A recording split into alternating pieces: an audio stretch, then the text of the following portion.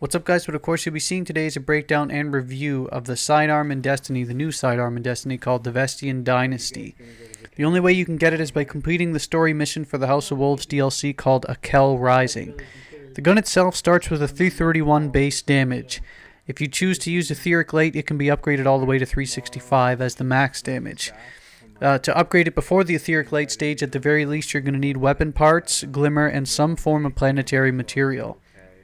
The fire rate's listed as 100%, as an impact rating of only 5%, a range of 38%, a stability rating of all the way up to 91%, a reload percentage even higher at 96%, and a good magazine size of 15. It has fantastic stats, with the only detriment stat, which is actually an important one, being impact. We'll get to that in a minute. Unique to this weapon, as stated, it's a sidearm, which means it's the only weapon in the game in terms of a sidearm pistol that can be equipped in your special slot. So you can hold a hand cannon and a sidearm, two different hand pistols at once. In PvP, it hits for 49 on body shots and 61 on headshots. With regard to the skill tree, all Vestian Dynasties have no variation. Every single one will deal arc damage. The perk, Reserve Ammo, make sure you always have ammo on spawn. You have three clear options in terms of ballistics. Smooth ballistics, which reduces recoil but also reduces range. Accurized ballistics, which increases range and impact but also increases recoil. And lastly, Field Choke, which increases range and impact but also recoil.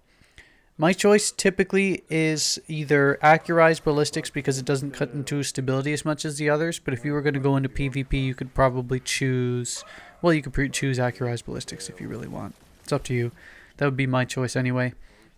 With regard to the skill tree, the most important perk which you'll have a choice over are Disciplinarian, which deals a small amount of bonus damage to fallen enemies. It becomes incredibly useful when it comes to lower level Prison of Elders content. And the other perk you'll have a choice over is Mutineer, which gives the chance of suppressing a fallen captain's abilities. I find it super useful in the Shadow Thief Nightfall, or if you're going to the Sepix Prime Nightfall where there's lots of captains, it helps using this weapon. The next three perks which you'll have a choice over are Snapshot, which increases aiming speed, Fitted Stock, which increases stability, and Speed Reload, which actually does exactly as it says. Either pick of Mutineer or Disciplinarian works. Like I was saying, going back, you could probably choose it depending on the situation you're facing. When it comes to the choice of the three I just mentioned, I choose Snapshot, because the other two choices of buffing stability and reload aren't really needed, considering they're already plus in the 90s anyway. This gun also has a hidden perk similar to Firefly on Fatebringer or the perk on Thunderlord, which headshots with this weapon randomly cause explosions which chain to other enemies. And I find it very effective when putting yourself into a situation versus mobs, because it chains and takes out the whole wave. With regard to my overall impressions in PvE, especially Nightfalls and Weeklies where Arc is buffed, this weapon kills. It's a lot of fun to use, and it's so much fun to use when Arc is buffed. In non-Arc buffed situations, the low damage model kind of hurts to use this weapon unless you're facing fallen enemies or captains, because it has the fallen killing buffs. And the arc damage output takes out their shields as well.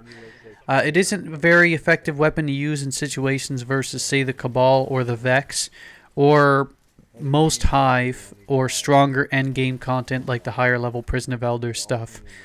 In PvP, it's not a weapon I would recommend much. Theoretically speaking, as long as you're accurate, the fast fire rate could make for good DPS in closer range, but I find a shotgun beats it out. A good ranged shotgun beats it out almost every single time. Like, just to get the few PvP kills I had with this, I was matched up against a good team with good shotguns, and it was hell on earth trying to get kills with this weapon. Like, I frequently felt the urge to just try and switch to the shotgun to make it a more equal range, but then I realized I have to get kills for the video. So, like, it's not a weapon I would use. It's also not very good at long range either, so I wouldn't recommend it. I definitely look elsewhere in PvP, but again, if you value fun factor over, say, max DPS and utilization of effectiveness, power to you. Go nuts. Overall, though, I would absolutely recommend it in a lot of PvE content, especially where Arc is buffed. It's so much fun to use this weapon in general, so if you value fun factor first, feel free to use this weapon wherever you want. If you value max DPS and effectiveness, I'd probably keep it away from longer range encounters, endgame encounters, and probably the Crucible altogether.